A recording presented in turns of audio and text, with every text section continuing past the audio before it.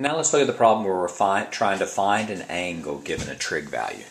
And first let's look at problems where we're trying to find the answer in degrees. So in the first problem, let's say that we want to find theta given that the cosine of theta is equal to minus 0.6, and let's solve it for theta between 0 and 360. So for one revolution. So the first step is you want to solve for theta. Solve for 1 theta.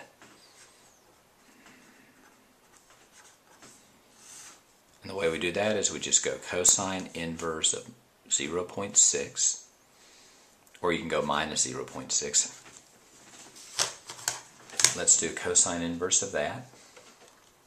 Make sure I'm on degrees. Tan of 45 is 1. That's right.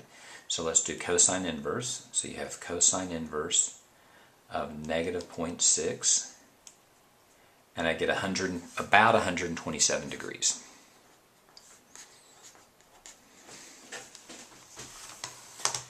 And now I'm going to sketch the reference triangle for 127 degrees.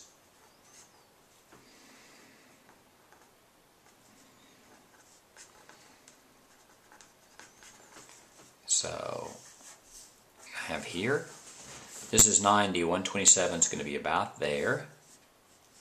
When I draw a perpendicular line down, this angle right here is going to be 180. Well, this is 180, and this is 90. So if this is 127, let's see how far I have to go. 180 minus 127 is going to be 53 degrees. So that's going to be 53 degrees. Now the problem is that there's actually 4 triangles here that have the same reference angle. There's this one, but there's also this one, and this one, and this one.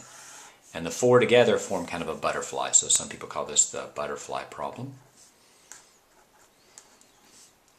Now of these 4, all of them are going to have cosine equal to either negative 0.6 or 0.6. So the first step is to solve for 1 solution. Then you're going to sketch the reference triangle, and you're going to end up with 4 possible solutions. Of the 4 possible solutions, 2 are going to work. And what I mean by work is 2 of them are going to have positive signs and 2 negative signs. So of the 4 possible solutions, 2 are going to work. I want, in this case, the negative, so think about when cosine is negative. So if cosine theta, cosine is x over r. So if cosine is x over r, it's going to be negative in this quadrant and this quadrant. So it's this quadrant and this quadrant. And those are going to be your 2 answers. Since we want 1 revolution from 0 to 360, one answer is going to be this angle, which we've already found, which is 127 degrees. But it's also going to be this angle as well, from here all the way around. So that's going to be 180 plus 53. 180 plus 53, that's 3, 8, 10, 13, that's 233 degrees.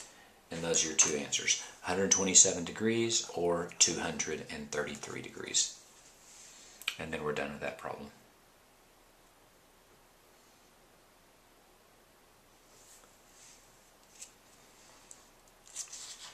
Let's look at another example.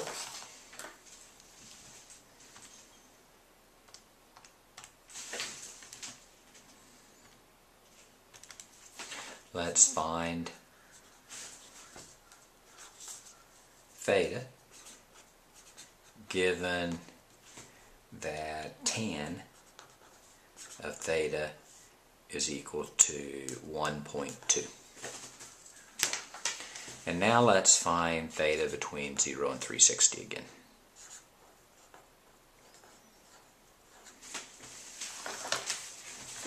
So the first step is I want to find tan inverse of 1.2. So in other words, I'm going to find 1 solution. That's the first step. So I go tan inverse of 1.2 is equal to about 50 degrees. The second step is I'm going to butterfly it. And what I mean by that is I'm going to draw in the 4 possible solutions. So the 4 possible solutions are going to be the 4 angles that have a reference angle of 50 degrees. 50 degrees, 50 degrees, 50 degrees, and 50 degrees. And the key is that all 4 of these triangles will all have a value, a tan value of 1.2 or negative 1.2. So now what I need to do is I need to try to figure out of these 4, when is tan positive? Because that's what I want is I want tan to be positive. So tan of theta is equal to y over x. So it's positive in which 2 quadrants? It's going to be positive in this quadrant and this quadrant. So this is going to be my answer. My answers are going to be this one and this one. So this is 50 degrees. That's going to be your first answer. And your second answer is going to be this angle, which you go all the way around to 180, 180 plus 50, which is going to be 230 degrees. That's right.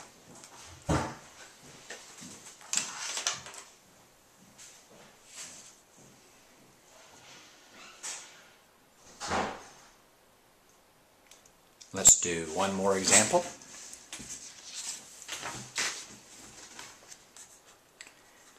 Let's find theta when, this time let's do sine of theta is equal to 0.6, but now let's find it between 0 and 720, so 2 revolutions. The first step is you find sine inverse of 0.6. You go sine inverse of 0.6 is equal to approximately 37 degrees. Second step is you're going to do the butterfly. I'm going to go 37, 37, 37, and 37.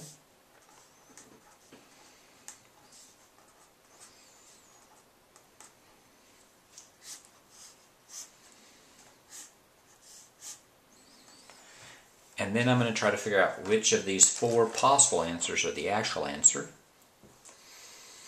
All of these, the sine of each one of these angles is either 0.6 or minus 0.6. It's going to be positive when sine is positive. Sine is y over r, so it's going to be positive in these 2 quadrants. And that's something that you're going to want to memorize. Sine of theta is equal to y over r. R is always positive, so sine of theta is going to be positive when y is positive, so it's here and here. So it's these 2. Let's see if I can read off what that is. That's going to be 37 degrees. But also, let's see, this is 180, and that's 90. So 180 minus 37, which is 143. That's actually your 2 answers for when theta is between 0 and 360, but we're going to go 2 times around. If you think about that for a second, here are 2 answers. This angle, and also this angle. We can also find that by going all the way around again. If you see that visually, you start here and you go all the way around and then 37, so you just add 360 to 37. Just add 360, that's 397. And then also add 360 to 143, 10, I believe that's 503. Let's make sure. 3, 6, 4, 10, carry 1, 3, 4, 5. So there's your answer right there. Let's erase that. Let's put a red box around it. And there's the value of theta when theta is between 0 and 720, and when sine of theta is 0.6. And then we are done.